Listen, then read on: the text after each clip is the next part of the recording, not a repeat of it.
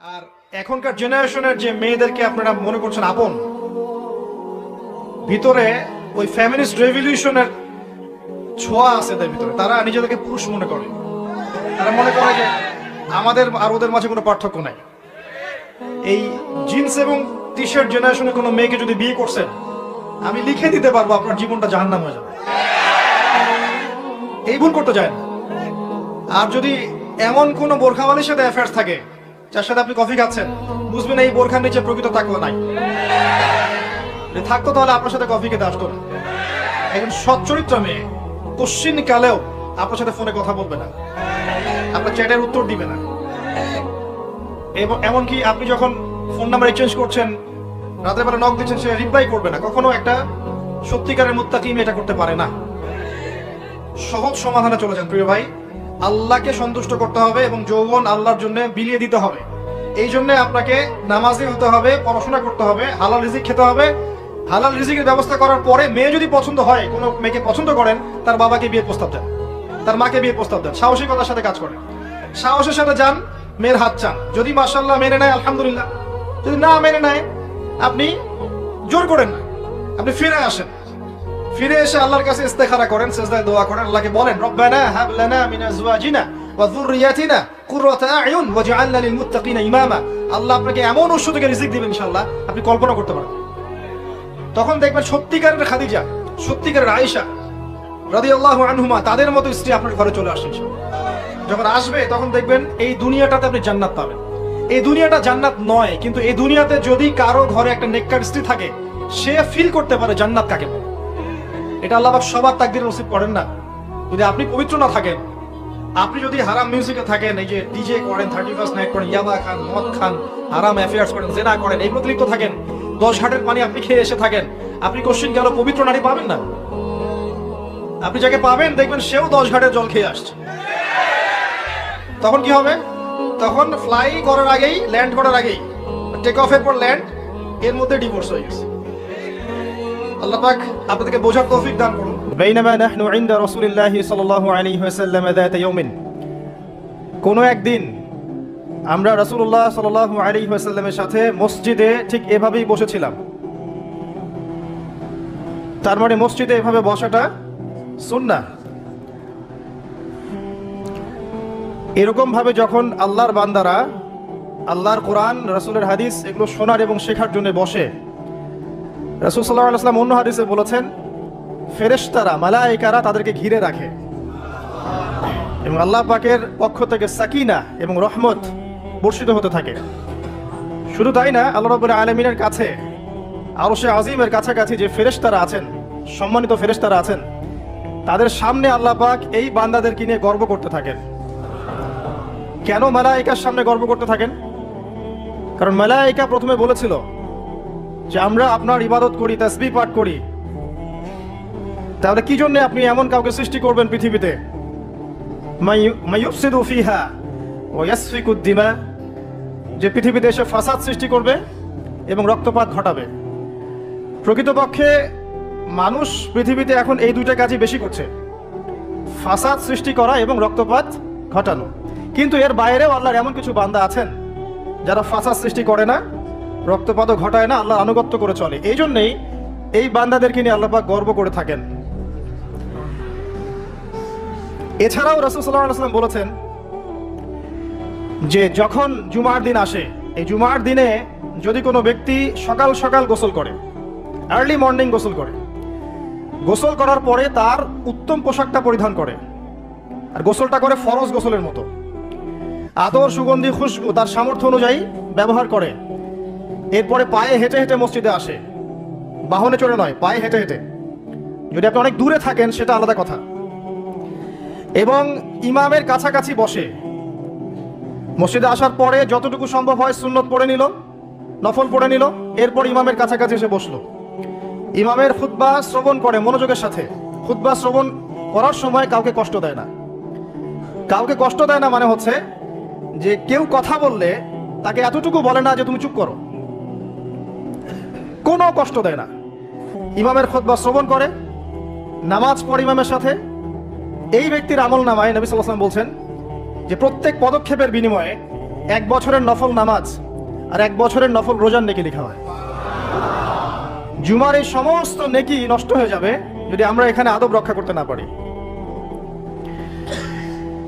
ওমর রাদিয়াল্লাহু আনহু বলছেন, আমরা এভাবেই একদিন মসজিদে বসেছিলাম, হাত্তা তালা আলাইনা রাজুলুন, এমনকি আমাদের ভিতর দিয়ে একজন ব্যক্তি প্রবেশ করলো। একজন ব্যক্তি প্রবেশ করলো।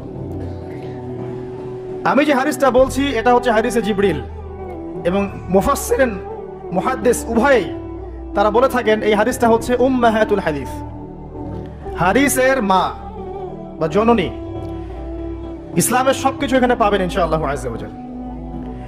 হাত্তা তালা আলাইনা রাজুলুন, এমনকি একজন ব্যক্তি প্রবেশ করলেন, শাদীদুল বায়াদি সিয়াব, তার কাপড়টা ছিল অত্যন্ত চকচকা ধবধবে সাদা, ওয়া শাদীদুস সাওয়াদি শা'r, এবং তার চুলগুলো ছিল প্রচন্ড কালো, কুচকুচে কালো, অনেকটা আমাদের এই ভাইয়ের মতো। তো এখান থেকে বুঝতে পারলাম যে টিপটাপ পরিপাটি থাকা, উত্তম পোশাক পরা, সুন্দর স্মার্ট থাকা ইসলামের সুন্নাহ। আর আমরা খেয়াল করলে দেখবেন সবচাইতে খারাপ কাপড়টা পরে মসজিদে আসে, আর সেই ব্যক্তি মসজিদে আসলেন সবচেয়ে সুন্দর কাপড়টা পরে, তার সামর্থ্য অনুযায়ী সবচেয়ে সেরাটা, কারণ আমরা এখানে আল্লাহর সাথে দেখা করতে এসেছি। আর স্মার্ট থাকার জন্য রাসূলুল্লাহ সাল্লাল্লাহু আলাইহি ওয়াসাল্লামের চেয়ে স্মার্ট কোনো সুন্নাহ নাই। তিনি ছিলেন এই পৃথিবীর সবচেয়ে বিচক্ষণ, প্রজ্ঞাবান, handsome, smart people, smart human being people না, তাই না? তার চেহারার চেয়ে সুন্দর চেহারা কারো আছে? তার চেহারার চেয়ে সুন্দর চেহারা, তার চোখের চেয়ে সুন্দর চোখ, তার চেয়ে সুন্দর করে কথা বলা, তার চেয়ে সুন্দর শারীরিক গঠন, তার চেয়ে সুন্দর গায়ের গন্ধ, তার চেয়ে সুন্দর করে হাঁটা, মানুষের সাথে মেশা, ইবাদত করা, আমল করা, আল্লাহর জন্য সেজদা করা, কান্নাকাটি করা, যত কাজ নবী সাল্লাল্লাহু আলাইহি ওয়াসাল্লাম করতেন তার চেয়ে সুন্দর করে কেউ করতে পারবে? তো আজকের যুব সমাজ নবী সাল্লাল্লাহু আলাইহি ওয়াসাল্লামের আদর্শবাদ দিয়ে অন্যান্য পশ্চিমা আদর্শ গ্রহণ করেছে, অথচ তারা বুঝতে পারে নাই সবচাইতে স্মার্ট পিপল হচ্ছেন, হিউম্যান বিং হচ্ছেন on the face of the earth রাসূলুল্লাহ সাল্লাল্লাহু আলাইহি ওয়াসাল্লাম। তো আমরা সবাই তার সুন্নাহ ফলো করতে পারি না? এই ব্যক্তি যখন মসজিদে আসলেন তার গায়ে ধবধবা সাদা পোশাক ছিল, আর সাদা পোশাক পরা নবী সাল্লাল্লাহু আলাইহি ওয়াসাল্লামের সুন্নাহ, তিনি এটা পছন্দ করতেন। চুল ছিল কালো, লা ইউরা আলাইহি আসারুস সাফার, তাকে দেখে মনে হচ্ছিল না যে সে সফর করে এসেছে, মানে কোনো ক্লান্তি নাই তার মধ্যে।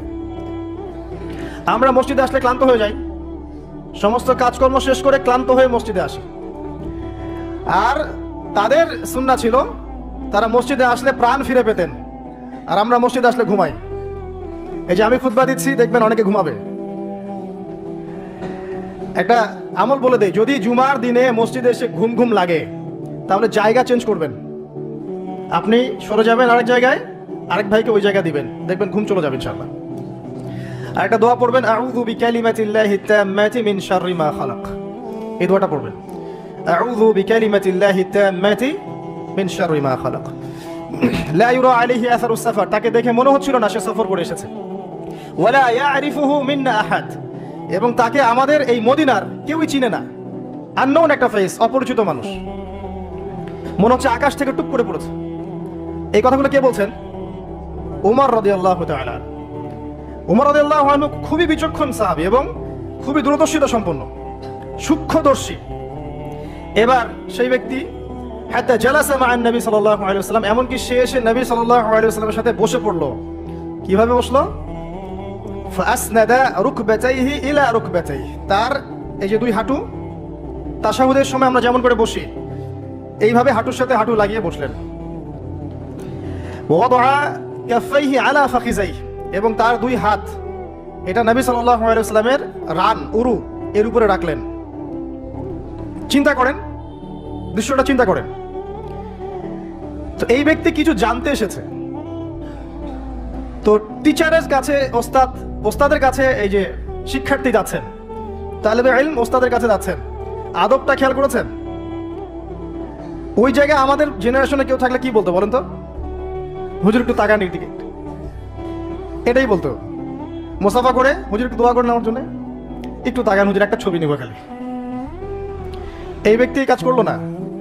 ওস্তাদের সাথে কিছু জানতে আসলে, কাছে কিছু জানতে আসলে দিনের ব্যাপারে আদব রক্ষা করতে হয়, না হলে জ্ঞান পাওয়া যাবে না। আর জ্ঞান পেলেও দেখবেন সেটার উপর আমল করার সৌভাগ্য হচ্ছে না, জ্ঞান ভুলে যাবে না। খুব সেন্সিটিভ বিষয়গুলা।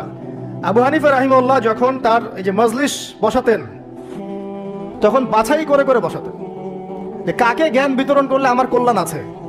একটা হাদিস আছে, ফয়জুল কালাম বইয়ের মধ্যে পাবেন, যে আব্দুল্লাহ ইবনে মাসউদ রাদিয়াল্লাহু আনহু তিনি বর্ণনা করেছেন যে যদি আলেম ওলামায়ে কেরাম যদি সঠিক পাত্রে জ্ঞান বিতরণ করতেন, তাহলে ওলামায়ে কেরাম হতেন পৃথিবীর বুকে সবচেয়ে সম্মানিত এবং তারা নেতৃত্ব দিতেন। কিন্তু তারা ভুল পাত্রে জ্ঞান বিতরণ করেছে, দুনিয়াদারদের কাছে জ্ঞান বিতরণ করেছে। এই জন্য আল্লাহ পাক এই জমিনবাসীর কাছে তাদের মর্যাদা কমিয়ে দিয়েছে। তো সঠিক পাত্রে জ্ঞান বিতরণ, এই ওস্তাদের সাথে ছাত্রের যে আদব, এটা রক্ষা করতে হবে, না হলে জ্ঞান অর্জন করা যায় না এবং জ্ঞান কাজেও আসবে না। এবার এই ব্যক্তি জিজ্ঞাসা করছেন, ফাকাল ইয়া মুহাম্মদ, হে মুহাম্মদ সাল্লাল্লাহু আলাইহি ওয়াসাল্লাম, আখবিরনি আনিল ইসলাম, আমাকে ইসলাম সম্পর্কে বলুন। নবী সাল্লাল্লাহু আলাইহি ওয়াসাল্লাম বলছেন, আল ইসলাম, ইসলাম হচ্ছে আন তাশহাদা আল্লা ইলাহা ইল্লাল্লাহ, তুমি সাক্ষ্য দিবে যে আল্লাহ ছাড়া কোনো ইলাহ নেই, ওয়া আন্না মুহাম্মাদান রাসূলুল্লাহ, মুহাম্মদ সাল্লাল্লাহু আলাইহি ওয়াসাল্লাম আল্লাহর রাসূল। কোন বর্ণনায় এসেছে আল্লাহর বান্দা এবং রাসূল। তারপরে ওয়া আন তুকিমাস সালাহ, এবং তুমি সালাত কায়েম করবে, ওয়া আন তুতিয়াজ যাকাত, এবং যাকাত প্রদান করবে, ওয়া তাসুমা রমাদান, রমাদান মাসে সাওম পালন করবে, ওয়া তাহুজ্জাল বাইত ইন ইসতাতা'তা ইলাইহি সাবিলা, যদি সামর্থ্য হয় তাহলে আল্লাহর পথে হজ করবে। এই পাঁচটা হচ্ছে ইসলামের পিলার। আল্লাহ পাক সূরা আলে ইমরানে বলেছেন না, ইন্নাদ দীনা ইনদাল্লাহিল ইসলাম, আল্লাহর কাছে একমাত্র জীবন ব্যবস্থা গ্রহণীয় সেটা কি? ইসলাম। কবরে গেলে প্রশ্ন হবে, মা দীনুক, দীনিয়াল ইসলাম। তো মাল ইসলাম, ইসলাম কি? এইটা হচ্ছে ইসলাম, ইসলামের সংজ্ঞা। পাঁচটা পিলার, এটা হচ্ছে ইসলাম। এটাকে স্বীকার করে নিলে একজন ব্যক্তি মুসলিম হয়, ঈমান নিয়ে আসলে মুমিন হয়, তাকওয়া অবলম্বন করলে মুত্তাকি হয়, আর হৃদয়ের মধ্যে কলবে ইহসান চলে আসলে মুহসিন হয়ে যায়। এটা সবচেয়ে বড় স্টেজ। তো এবার এই ব্যক্তি বলছেন, সাদাত, আপনি সত্য বলেছেন। উমর রাদিয়াল্লাহু আনহু বলছেন, ফাআজিবনা লাহু, আমরা অবাক হয়ে গেলাম। ইয়াসআলুহু ওয়া ইউসাদ্দিকুহু, এই ব্যক্তি নিজেই প্রশ্ন করলো, নিজে আবার সত্যায়ন করলো। এটা কি হয় কখনো? কেউ যখন জানতে আসে কিছু টিচারের কাছে, সে কি সত্যায়ন করতে পারবে আপনার কথা ঠিক আছে এটা বলতে পারবে? তার মানে সে আগে থেকে উত্তর জানতো। উমর রাদিয়াল্লাহু আনহু কিন্তু এখন খুব কনসিয়াস, এই ব্যক্তি কে আসলে। এইটুকু আমরা একটু আলোচনা করে নেই। নবী সাল্লাল্লাহু আলাইহি ওয়াসাল্লাম এখানে বলেছেন ইসলাম মানে হচ্ছে সাক্ষ্য দেয়া লা ইলাহা ইল্লাল্লাহ এবং মুহাম্মাদুর রাসূলুল্লাহ। এই তো এর মানে হচ্ছে, খুব সংক্ষিপ্ত আকারে বলছি, খুতবায় অনেক বড় বলার সময় থাকে না।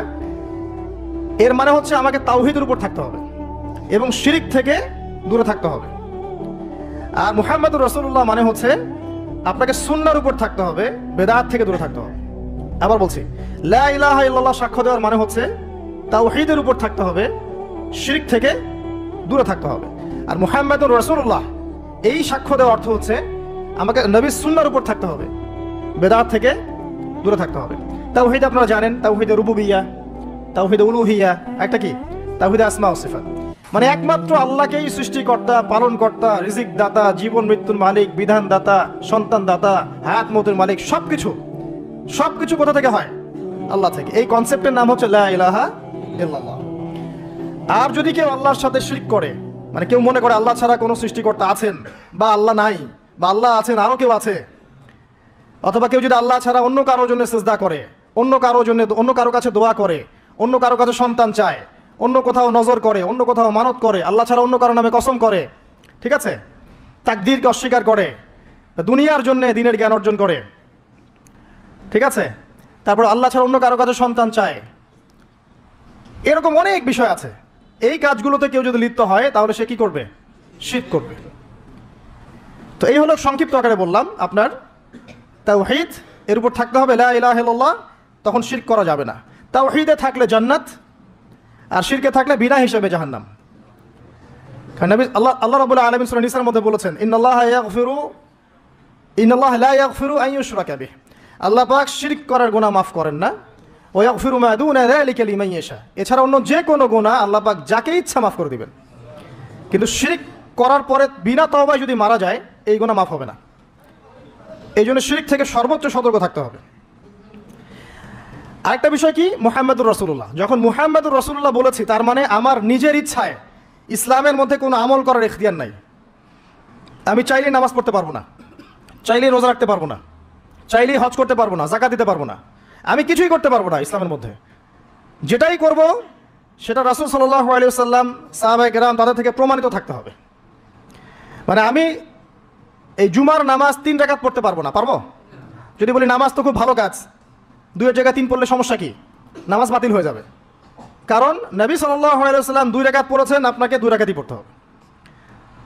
আবার যদি বলি 1 রাকাত পড়বো, হবে? মুহাম্মাদুর রাসূলুল্লাহ মানে প্রতিটা আমল নবী সাল্লাল্লাহু আলাইহি ওয়াসাল্লাম যেভাবে করেছেন সেইভাবে করা। তার কথার সাথে তার কাজের সাথে যদি কারো কথা কাজ মিলে যায় সেটা গ্রহণ করতে কোনো সমস্যা নাই, কিন্তু তার কথার সাথে তার কাজের সাথে যার কথাই মিলবে না সেটা গ্রহণ না করাই আপনার উপর ওয়াজিব। এক কথায় আমাদের ইবাদত বন্দেগী করার, দিনের পথে চলার একমাত্র আদর্শ মানদণ্ডকে মুহাম্মদ সাল্লাল্লাহু আলাইহি ওয়াসাল্লাম, এটাই হচ্ছে মুহাম্মাদুর রাসূলুল্লাহ। এরপরে বলেছেন ওয়া আন তুকিমাস সালাহ, সালাত কায়েম করতে। সালাত কায়েম মানে খুব শর্টকাটে বলছি, আল্লাহ যেন সবাইকে তৌফিক দেন, আমাকে সহ আপনাদের সবাইকে 5 ওয়াক্ত সালাত জামাতে পড়ার চেষ্টা করতে হবে। যদি মিস হয়ে যায়, যখন ঘুম থেকে উঠবেন পড়ে নেবেন। সফরে আছেন, জমা করে নেন, কসর করে নেন। বা আপনি ভুলে গেছেন, যখনই মনে পড়বে তখনই পড়তে হবে, পড়তেই হবে। বা অ্যাটলিস্ট আপনি কোনো কারণে আসতেই পারছেন না, কোনো সমস্যা আছে, বাসায় অ্যাটলিস্ট জামাত করে পড়ে নেন, নামাজ মিস দেওয়া যাবে না। আমাদের দেশে মুসলিমদেরকে নিয়ে বড় বড় কথা বলার সময় না এটা এখন, কারণ আমাদের দেশে মুসলিমদের মধ্যে 90% নামাজ পড়ে না। 5 ওয়াক্ত নামাজ জামাতে পড়ে না 90% মুসলিম। অতএব বেনামাজি মুসলিমদেরকে নিয়ে আপনি খেলাফত কায়েম করবেন নাকি? তো বেসিক কাজগুলো আগে বেশি ইম্পর্টেন্ট। এছাড়া একটা বিষয় আছে, নামাজ সঠিক ওয়াক্তে পড়া। অনেক সময় দেখা যায় ওয়াক্ত চলেই যাচ্ছে, নামাজের কোনো হুঁশ নাই। আল্লাহ পাক হেফাজত করুন আমাদেরকে, সঠিক ওয়াক্তে নামাজ পড়া এবং রাসূলুল্লাহ সাল্লাল্লাহু আলাইহি ওয়াসাল্লামের সুন্নাহ মতো নামাজ পড়া। এই 3G 4G নামাজ চলবে না, 5 মিনিটে 4 রাকাত নামাজ শেষ, এটা রাসূলের সুন্নাহ ছিল না। কিন্তু একটা বিষয় হচ্ছে জায়েজ হয়ে যাবে, একটা হচ্ছে সুন্নাহ, দুটোর মধ্যে অনেক পার্থক্য আছে। কুলি না করলে ওযু হবে না, কুলি যদি না করি ওযু হবে না। ওযুর ফরজের মধ্যে কুলি আছে, কুলি না করলে ওযু হয়ে যায়, কিন্তু সুন্নাহ মতো ওযু হবে না, হবে? তো একটা জিনিস হচ্ছে জায়েজ, একটা হচ্ছে সুন্নাহ। আপনি কোনটা নেবেন? সুন্নাহ। মুহাম্মাদুর রাসূলুল্লাহ কে বলেছে? আমরাই তো বলেছি। অতএব প্রত্যেকটা কাজ তার সুন্নাহ মতো হতে হবে। তিনি নামাজ পড়তেন ধীর স্থিরভাবে, তাই না?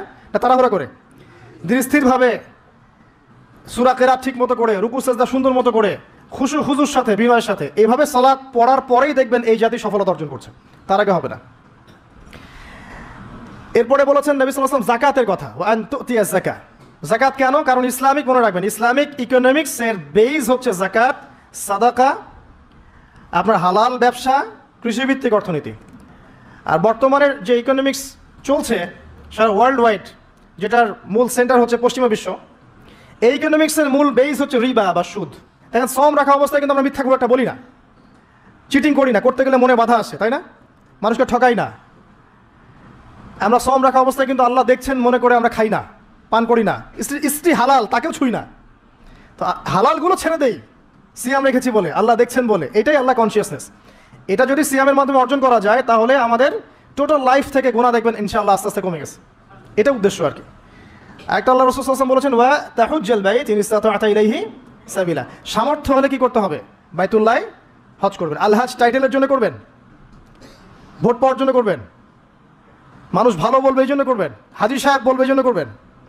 হজের উদ্দেশ্য কি? হজের উদ্দেশ্য হচ্ছে ইব্রাহিমী একত্ববাদ শিখে আসা। হজের যে কাজগুলা, এগুলো ইব্রাহিম আলাইহিস সালামের সুন্নাহর মধ্যে অন্তর্ভুক্ত। ইব্রাহিম ছিলেন তাওহীদপন্থী, শিরকের সাথে আপোষ করেন নাই, পরিবার ছেড়ে দিয়েছেন, বাবা বের করে দিয়েছে, আগুনে ফেলে দিয়েছে, স্ত্রীকে রেখে আসছেন, সন্তানকে রেখে আসছেন শুধুমাত্র আল্লাহর জন্য। ইয ক্বালা লাহু রাব্বুহু আসলিম, যখনই আল্লাহ তার রব তাকে বলেছেন ইসলাম কবুল করো, মানে আত্মসমর্পণ করো, ক্বালা আসলামতু লিরাব্বিল আলামিন, তিনি বলেছিলেন কি? আমি আল্লাহর কাছে আত্মসমর্পণ করছি। এই যে ইসলাম, আত্মসমর্পণ, এটা হচ্ছে ইব্রাহিম আলাইহিস সালামের কাছে শিখতে হবে। এটা শিখতে হজ করতে যেতে হবে। সাফা মারওয়া সাই করার সময় যদি আমার চেতনা এরকম না আসে যে এইভাবেই ওই যে হাজার আলাইহিস সালাম তার ছোট্ট সন্তানকে পানি খাওয়ানোর জন্য এই দৌড়াদৌড়ি করেছেন, হা হুতাশ করেছেন, একবার এই পাহাড় একবার ওই পাহাড়, ছোট্ট শিশু কাঁদছে পানির জন্যে। এই ফিলিংসটা না আসলে ওখানে জগিং হবে, ওই ফিলিংস আর হবে না। ওই সাফা মারওয়া কি হবে? জগিং হবে। ওই চেতনাটা আসতেছে না। তো এই সাফা মারওয়া কেন সাই করবেন? কার সুন্নাহ এটা? ওই কাজটা হাজরা আলাইহিস সালামের, ওই কাজটা আল্লাহর কাছে এত ভালো লেগেছিল, আল্লাহ পাক কিয়ামত পর্যন্ত সেটা রেখে দিয়েছেন, দেন নাই? ওই মায়ের আর্তনাদ তাহলে চিন্তা করেন। আর ওই মায়ের সন্তানকে ইসমাঈল আলাইহিস সালাম, এই সন্তানের আদর্শ দেখবেন। বাবা বলছেন যে ইয়া বুনাইয়া ইন্নী আরা ফিল মানামি আন্নী আযবাহুক, হে আমার ছেলে, আমি দেখেছি স্বপ্নে আমি তোমাকে জবাই করছি। ফানজুর মাযা তারা, তোমার কি রায়, তোমার কি খেয়াল? ক্বালা ইয়া আবাতি, বললেন হে আমার বাবা, ইফআল মা তুমার, আপনাকে যে আদেশ করা হয়েছে আপনি তাই করুন। সাতাজিদুনি ইনশাআল্লাহু মিনাস সাবিরিন, ইনশাআল্লাহ আপনি আমাকে সবরকারী, ধৈর্যশীল পাবেন। এই সন্তানটাকে মানুষ করেছে তার মা হাজরা আলাইহিস সালাম, তার বাবা কিন্তু তাকে মানুষ করে নাই। ওই হাজরা যিনি সাফা মারওয়া সাই করছেন, এরকম মায়ের গর্ভ থেকেই এমন সন্তান আশা করা যায়। আর আমাদের পরিবারে, আমাদের সমাজের স্টার জলসা জি বাংলার স্ত্রীদের কাছে এমন সন্তান আশা করা যায় না। অপসংস্কৃতি দিয়ে এবং দুনিয়াবি বিষয়গুলো দিয়ে, ভোগ বিলাস, এগুলো দিয়ে এত মত্ত হয়ে গেছে এরা যে আল্লাহর তাওহীদ, আল্লাহ সুন্নাহ, ইসলাম আদর্শ, মূল্যবোধ সব ভুলে গেছে। সন্তানও বড় হচ্ছে মাশাআল্লাহ সেইভাবে। পরিবারগুলো যেন এখন এক একটা জাহান্নামের টুকরা। অথচ আল্লাহ পাক বলেছিলেন কু আনফুসাকুম ওয়া আহলিকুম নারা, নিজে জাহান্নামের আগুন থেকে বাঁচো, পরিবারবর্গকে বাঁচাও। অনেক বড় বড় মানে রিনাউন্ড ফ্যামিলিগুলো, ইসলামিক ফ্যামিলিগুলো ভিতরে ভিতরে দেখা যাবে ফিতনা দিয়ে ভর্তি। পারিবারিক ফিতনার কারণে দেখা যায় যে দিন নিয়ে চলা, দিনের পথে কাজ করা, প্রচার প্রসার করা অনেক সময় মুশকিল হয়ে পড়ে। তো পরিবারের পিতা যদি ইব্রাহিমের মতো হতে না পারে, মায়েরা যদি হাজরা আলাইহিস সালামের মতো হতে না পারে, এবং সন্তানরা যদি ইসমাঈল আলাইহিস সালামের মতো হতে না পারে, আপনি এরকম আদর্শ পরিবারও কল্পনা করতে পারবেন না, এবং এরকম পরিবারগুলো দিয়ে আদর্শ সমাজও কখনো বাস্তবায়ন হবে না। এমন হওয়ার তৌফিক আল্লাহ পাক আমাদেরকে দান করুন, আমিন। আরেকটা হজের চেতনা আছে, সেটা হচ্ছে ঐক্য। হজ মুসলিম উম্মাহকে ঐক্যবদ্ধ করে, আর হজ করে আসার পরে আমরা আবার বিভক্ত হয়ে যাই, সুবহানাল্লাহ। হজের মধ্যে হানাফি, আহলে হাদিস, দেওবন্দি, বেরলভী, আটরশি, চরমনা, এগুলো মারামারি হয় না? হজে হয় না? হজে সবাই এক হয়ে যায়, মাশাআল্লাহ। আর যখনই দেশে আসি বা যে যার জায়গায় চলে যাই, আবার যে যার মত পথ ধরি, তাই না? এতে করে উম্মার উপকার হচ্ছে। আমরা যত ছোটোখাটো মাসলা মাসাইলগুলো নিয়ে যখন আমরা মসজিদগুলো ভাগ করছি, এতে আমাদের উম্মার উপকার হচ্ছে, তাই না? মুহাম্মদ সাল্লাল্লাহু আলাইহি ওয়াসাল্লাম খুশি হবেন আমাদেরকে দেখলে, কিয়ামতের মাঠে হাউজে কাউসারের পানি দিবেন, আমাদের জন্য খাতির যত্ন করবেন। আল্লাহ বোঝার তৌফিক দান করুন। উম্মার সবচেয়ে দুঃখজনক জায়গাটা হচ্ছে অনৈক্য। মনে অনৈক্য কিন্তু বাইরে না, হৃদয়ে অনৈক্য, হিংসা, বিদ্বেষ, গীবত, তহমত এবং পরশ্রী কাতরতা, এগুলোতে ভরে গেছে হৃদয়টা। এই কলিজাগুলো যদি আল্লাহ পাক দেখাতে পারতেন সমাজে তুলে, দুর্গন্ধে কেউ ধার কাছে যেতে পারতো না। এই কলিজাগুলো যদি আল্লাহ পাক বের করে দেখাতেন সমাজে, এই দেখো অমুকের কলিজা এমন, দুর্গন্ধে কেউ ধার কাছে যেতে পারতো না। আত্মশুদ্ধি অর্জন করা ব্যতীত ইসলামের অন্যান্য আমলগুলো অন্তঃসার শূন্য। আল্লাহ পাক বোঝার তৌফিক দান করুন, আমিন। এবার এই ব্যক্তি দ্বিতীয় প্রশ্ন করেছে, ইয়া মুহাম্মদ আখবিরনি আনিল ঈমান, আমাকে বলুন ঈমান কাকে বলে? নবী সাল্লাল্লাহু আলাইহি ওয়াসাল্লাম বলছেন আল ঈমান, ঈমান হচ্ছে আন তুমিনা বিল্লাহ, তুমি আল্লাহর প্রতি বিশ্বাস করবে, এক নাম্বার। ওয়া মালাইকাতিহি, তার ফেরেশতাগণের প্রতি বিশ্বাস করবে। ওয়া কুতুবিহি, তার কিতাবসমূহের প্রতি। ওয়া রুসুলিহি, তার রাসূলগণের প্রতি। ওয়াল ইয়াউমিল আখির, পরকালের প্রতি। ওয়াল কদরি খায়রিহি ওয়া শাররিহি, তাকদীরের ভালো মন্দের প্রতি। আল্লাহর প্রতি ঈমান তো বোঝেন, যেটা বললাম তাওহীদ, ওটাই আল্লাহর প্রতি ঈমান। দুই নাম্বার হচ্ছে মালায়েকা, ফেরেশতাদের প্রতি বিশ্বাস করেন তো? সবাই বিশ্বাস করে না। এখনকার জেনারেশনে মানুষ এলিয়েনে বিশ্বাস করে, ফেরেশতায় বিশ্বাস করে না। বাসা থেকে যখন বের হয়েছেন, বিসমিল্লাহি তাওয়াক্কালতু আলাল্লাহ লা হাওলা ওয়ালা কুওয়াতা ইল্লা বিল্লাহ, সাথে সাথে ফেরেশতা আপনার সাথে চলে আসছেন। রাত্রেবেলা যখন ঘুমানোর সময় পড়েছেন আল্লাহু লা ইলাহা ইল্লা হুয়াল হাইয়ুল কাইয়ুম, এখান থেকে শেষ পর্যন্ত আয়াতুল কুরসি, একজন ফেরেশতা আল্লাহর পক্ষ থেকে আপনাকে পাহারা দিয়েছে। আপনার ডানে বামে দুজন ফেরেশতা আছেন, কিরামান কাতিবিন ইয়ালামুনা মা তাফআলুন। কবরে ফেরেশতা আসবে, মৃত্যুর সময় ফেরেশতা আসবে। আল্লাহ রাসূল সাল্লাল্লাহু আলাইহি ওয়াসাল্লাম যখন মেরাজে গিয়েছেন, বাইতুল মামুরে ফেরেশতা দেখেছেন, তার কাছে জিবরাইল আলাইহিস সালাম আসতেন, ওহী নিয়ে এসেছেন। ফেরেশতার তার কাছে এই ফেরেশতার 600-র মতো পাখা ছিল। আল্লাহ পাকের এমন ফেরেশতা আছেন যার একটা ফুৎকারে এই মহাবিশ্ব ধ্বংস হয়ে যাবে অচিরেই। আন তুমিনা বিল্লাহি ওয়া মালাইকাতিহি, তার ফেরেশতা মণ্ডলীর প্রতি বিশ্বাস স্থাপন করবে। এই মসজিদের 4-5 ফেরেশতা ঘিরে রাখছেন, এই ঈমান রাখতে হবে। আপনি দেখতে পারবেন না, সবকিছু বাহ্যিক দৃষ্টিতে দেখা যায় না। এটা সায়েন্স বিশ্বাস করুক আর না করুক, ফেরেশতার অস্তিত্ব অবশ্যই আছে। বিশ্বাস না করলে ঈমান থাকবে না। আরেকটা বিষয় হচ্ছে ওয়া কুতুবিহি, আসমানি সমস্ত কিতাবে বিশ্বাস করা। আমরাই একমাত্র জাতি, ভালো করে মনে রাখবেন, আমরা মুসলিমরাই একমাত্র জাতি যারা তাওরাত, জাবুর, ইনজিল সহ যত আসমানি কিতাব আছে সবগুলোর প্রতি ঈমান রাখি। ইহুদিরা কি কোরআনে বিশ্বাস করে? নাসারারা কি কোরআনে বিশ্বাস করে? আমরা ওদের তাওরাতেও বিশ্বাস করি, জাবুরেও বিশ্বাস করি। তো কারা অসাম্প্রদায়িক? এই যে একটা ট্যাগ লাগিয়ে দেওয়া হচ্ছে এখন, তাহলে কারা অসাম্প্রদায়িক? ওয়া রুসুলিহি, প্রত্যেকটা রাসূলকে আমরা বিশ্বাস করি। আল্লাহর পক্ষ থেকে যত রাসূল এসেছেন সবাইকে কি করি? আমরা বিশ্বাস করি। লা নুফাররিকু বাইনা আহাদিন মিনহুম, তাদের কারো মাঝে আমরা কোনো পার্থক্য করি না। আমরা মুসা আলাইহিস সালামকে মানি না? ঈসা আলাইহিস সালামকে মানি না? এবং ফলো করি মুহাম্মদ সাল্লাল্লাহু আলাইহি ওয়াসাল্লামকে, কারণ তিনি আমাদের সর্বশেষ নবী এবং সবচেয়ে নিউ এডিশনটাই তো মানুষ নিবে, তাই না? তিনি সবচেয়ে নিউ এডিশন এবং ফাইনাল টেস্টিমেন্ট, এই জন্য আমরা তাকে ফলো করি। আমরা অনেক স্মার্ট। কিন্তু ইহুদিরা কি মুহাম্মদ সাল্লাল্লাহু আলাইহি ওয়াসাল্লামকে মানে? খ্রিস্টানরা কি মুহাম্মদ সাল্লাল্লাহু আলাইহি ওয়াসাল্লামকে মানে? তাহলে কারা সাম্প্রদায়িক, কারা অসাম্প্রদায়িক? আমরা সবাইকে মানি, প্রত্যেক আসমানি কিতাবে বিশ্বাস করি, প্রত্যেক নবী রাসূলকে বিশ্বাস করি। এবং ইসলাম সবচেয়ে উদার নৈতিক ধর্ম। এর চেয়ে উদার নৈতিক মানবতাপ্রেমী কোনো ধর্ম নাই পৃথিবীতে। এবং এটা একমাত্র রিলিজন যেখানে প্রত্যেকটা বিষয়ের সমাধান আছে।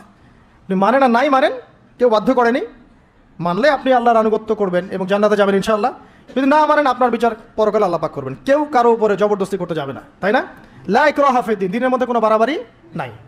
ফাযাক্কির ইন্নামা আনতা মুযাক্কির, তুমি উপদেশ দাও, তুমি শুধুমাত্র কি উপদেশ দাতা। লাস্তা আলাইহিম বিমুসাইতির, তুমি কারো উপরে দারোগা নও, জাস্ট মেসেজ পৌঁছে দেয়া, মানলে মানবে, না মানলে না, সিম্পল। এর জন্য কি বোমাবাজি করতে হবে? রাষ্ট্রের মধ্যে অরাজকতা সৃষ্টি করতে হবে? হিন্দু মুসলিম মারামারি করতে হবে? কিচ্ছু করতে হবে না। এগুলো ইসলামের সাথে সাংঘর্ষিক, এগুলো করতে যাবেন না। বরং এইসব কাজের কারণে ইসলাম ক্ষতিগ্রস্ত হয়, মুসলিমরা ক্ষতিগ্রস্ত হয়। মুসলিমদের সবচেয়ে বেশি দরকার এখন পড়াশোনা করা, পড়াশোনা করা, জ্ঞান অর্জন করা। জ্ঞান অর্জন করতে থাকেন, ইনশাআল্লাহ আল্লাহ আপনার হৃদয়ের চোখ খুলে দেবেন ইনশাআল্লাহ। আল্লাহ পাক সবাইকে পরিপূর্ণ জ্ঞান অর্জন করা তৌফিক ইনায়াত করুন, আমিন। আরেকটা বলেছিলেন ওয়াল ইয়াউমিল আখির, পরকালে বিশ্বাস করা, তাই তো? পরকাল মানে এই মৃত্যু থেকে শুরু হবে পরকাল, তারপরে কবরের প্রশ্ন উত্তর। যে ব্যক্তি পৃথিবীতে আল্লাহর সাথে শিরিক করেছে সে কখনো মান রব্বুক প্রশ্নের উত্তর দিতে পারবে না। যদি শিরিক থেকে তওবা না করে মারা যায়, সে কখনো মান রব্বুকা প্রশ্নের উত্তর দিতে পারবে না, পসিবল না। যে ব্যক্তি পৃথিবীতে তাওহীদের উপর থাকবে ইনশাআল্লাহ, সে ব্যক্তি মান রব্বুক প্রশ্নের উত্তর দিতে পারবে। পৃথিবীতে যে ব্যক্তি ইসলামকে ঠাট্টা বিদ্রুপের ছলে গ্রহণ করেছে, এর আনুগত্য করেনি, একে রিজেক্ট করেছে, সে মা দীনুকা প্রশ্নের উত্তর দিতে পারবে না। পৃথিবীতে যে ব্যক্তি রাসূল সাল্লাল্লাহু আলাইহি ওয়াসাল্লামের আদর্শ মতো চলেনি, মান নবিয়ুকা বা মান হাযার রাজুল বুইসা ফিকুম, এই প্রশ্নের উত্তর দিতে পারবে না। আর বিশ্বাস করেন, যারা এই 3টা প্রশ্ন উত্তর দিতে পারবে, অর্থাৎ তাওহীদপন্থী, সুন্নাহপন্থী এবং দ্বীনকে পরিপূর্ণরূপে গ্রহণকারীরা, তাদেরকে আরও একটা প্রশ্ন করা হবে। ফেরেশতারা অবাক হয়ে বলবেন যে কিভাবে তুমি এগুলো জানলা, কিভাবে তুমি এগুলো জানলা? সে ব্যক্তি তখন বুক ফুরিয়ে বলবে যে আমি করাআতু কিতাবাল্লাহ, আমি আল্লাহর কিতাব পড়েছি, ফাআলিমতু, এরপরে জেনেছি। তো আল্লাহর কিতাব পড়া হয় তো মাশাআল্লাহ নিয়মিত? আল্লাহর কিতাব নিয়মিত পড়া হয় তো মাশাআল্লাহ? পড়বেন প্রিয় ভাইয়েরা, ডেইলি আধা ঘন্টা হলেও, আমি বলি 10টা মিনিট হলেও কোরআন পড়বেন। আধা ঘন্টা পড়লে আরও ভালো, 1 ঘন্টা পড়লে সবচেয়ে ভালো। সবচেয়ে ভালো হয় ডেইলি 1 পারা করে পড়তে পারলে। আমার পরিবারবর্গ এই কাজটা করে মাশাআল্লাহ, ডেইলি 1 পারা পড়তে চেষ্টা করে, আমি পারি না। কারণ শুধুমাত্র তোতা পাখির মতো পড়ে গেলে আমার মন ভরে না, যতক্ষণ পর্যন্ত না আয়াতগুলোকে নিয়ে আমি ভাবছি, গবেষণা করছি, অর্থটা বুঝতে হবে। তো ডেইলি 1 পারা পড়ার অভ্যাস করলে হবে কি, মাসে 30 পারা, প্রতি মাসে 1 খতম। দেখবেন আপনার জীবনে বরকত আসতেছে, আপনার হায়াতে বরকত হচ্ছে, রিজিকে বরকত হচ্ছে, মনে একটা শান্তি থাকবে। আর কোরআন যে যত বেশি তেলাওয়াত করে, মানসিক চাপ নেওয়ার ক্ষমতা তার তত বেশি থাকে। এটা আপনি প্রমাণিত, পরীক্ষা করে দেখেছি আমি। 3 দিন 7 দিন কোরআন থেকে দূরে থাকলে মানসিক চাপ নিতে পারি না, কিন্তু কোরআনের অ্যাটাচমেন্টে থাকলে, সংস্পর্শে থাকলে দেখবেন আপনি মানসিক চাপ নিতে পারতেছেন, কারণ এটা আল্লাহর পক্ষ থেকে নাজিল করা অভ্রান্ত সত্যের উৎস। এই হলো পরকাল, প্রশ্নের উত্তর। তারপরে পুনরুত্থান, যেখানে 50,000 বছর দাঁড়িয়ে থাকতে হবে। মানুষ অতিষ্ঠ হয়ে যাবে যে বিচার কেন শুরু হচ্ছে না। একবার আদম আলাইহিস সালামের কাছে, একবার নূহ, একবার মুসা, একবার ঈসা, সবার কাছে মানুষ ছুটতে থাকবে। বিচারটা শুরু হোক, অ্যাটলিস্ট জান্নাত জাহান্নাম পরে দেখা যাবে, আগে শুরুটা হোক। দাঁড়ায় থাকতে থাকতে আমরা শেষ। এই যে ঘাম দিয়ে কারো টাকনু, কারো হাঁটু, কারো বুক, কারো গলা, চিন্তা করা যায়? দেখবেন খেয়াল করে, নামাজ যদি 10-এর জায়গায় 15 মিনিট হয়, অস্থির মুসল্লি থাকতে পারে না। আর এই যুগের মানুষটা বেশি অস্থির, বিকজ অফ এই টেকনোলজিক্যাল রেভলিউশন। এগুলো আমাদেরকে খুব ফাস্ট সব কিছু পাওয়ার একটা তাড়না সৃষ্টি করে। সব দ্রুত পেতে হবে, দ্রুত পেতে হবে, এই জন্য স্থির না, তারা অস্থির। তো ওই অস্থির মানুষকে আল্লাহ পাক কিয়ামতের মাঠে দাঁড় করে রাখবেন 50,000 বছর। সূরা মাআরিজ পড়ে দেখেন। এরপরে আমাদের নবী সাল্লাল্লাহু আলাইহি ওয়াসাল্লামের কাছে আসবেন যখন মানুষেরা, তিনি তখন একমাত্র ব্যক্তি তিনি, যিনি উঠে সেজদায় পড়ে যাবেন আল্লাহর কাছে। আল্লাহ বলবেন, তোমার যা ইচ্ছা তুমি চাও, কবুল করা হবে। এই ব্যক্তির আদর্শ আমরা এখনো মানতে পারি নাই। এই ব্যক্তির স্টাইলে দাড়ি রাখলে আমাদের লজ্জা লাগে। এই ব্যক্তির স্টাইলে চুল রাখলে, জুব্বা পরলে বা তাকওয়া মোদক পোশাক পরলে, সুন্নাহসম্মতভাবে চললে আমাদের লজ্জা লাগে, মনে হয় আমরা আনসোশাল হয়ে গেছি, ব্যাকডেটেড হয়ে গেছি, পিছায় পড়ছি। এই ব্যক্তি সুপারিশ করবেন, তিনি পড়েই থাকবেন সেখানে যতক্ষণ পর্যন্ত আল্লাহ পাক তার দোয়া কবুল করেন। এটা একটা। আরেকটা হচ্ছে, যখন কবিরা গুনাহগার ব্যক্তিদেরকে জাহান্নামের জন্য আযাবের ফয়সালা হয়ে যাবে, আমাদের নবী সাল্লাল্লাহু আলাইহি ওয়াসাল্লাম সুপারিশ করে এই উম্মতের কবিরা গুনাহগার ব্যক্তিদেরকে জান্নাতে নিয়ে যাবেন ইনশাআল্লাহ। এই ব্যক্তিকে গালি দেওয়া হয়, এই ব্যক্তিকে তার চরিত্র নিয়ে কথা বলা হয়, এই ব্যক্তিকে নিয়ে কত কিছু করা হয়। আল্লাহ পাক তাদেরকে হেদায়েত নসিব করুন।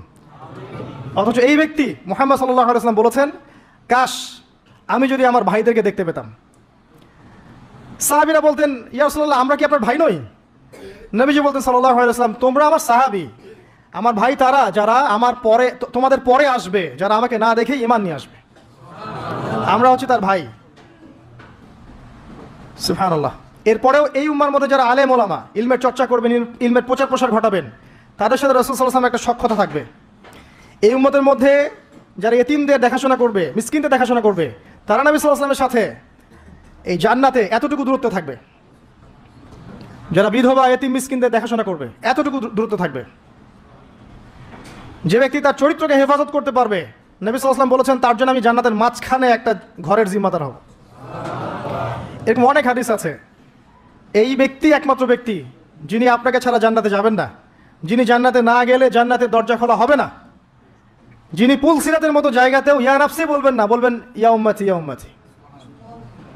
তিনি একমাত্র ব্যক্তি যাকে কবরে দেখানো হবে আপনাকে, আমাকে।